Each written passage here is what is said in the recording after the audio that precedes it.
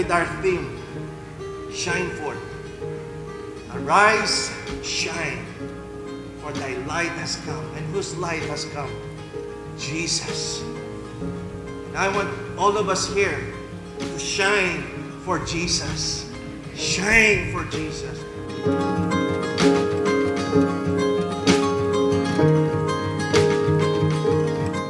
From the beginning when He started the church and until the time that Jesus would come back and bring the church back to His throne of glory, the church must rise and shine.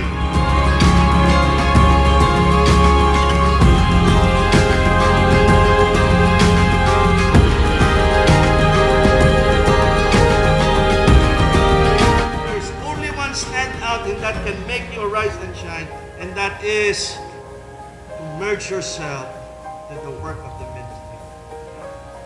Win souls for Jesus. Hindi tayo titigil, hindi tayo manghihinawa na magliwanag at magningning para maibigay natin sa kadiliman ang kaliwanagan ng liwanag ng Diyos na natin naranasan sa ating mga buhay.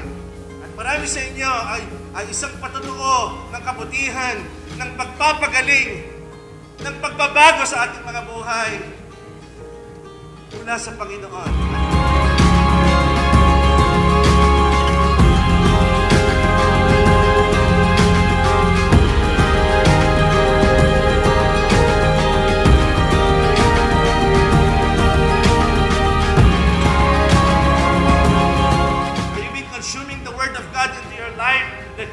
Your spiritual life is so healthy and so lean because the power of the Word is in your system.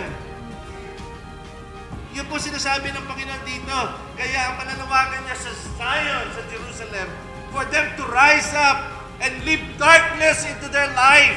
The same thing with us for us this morning. If we want this church to grow more, if we want to see this church not just grow in number, but with quality,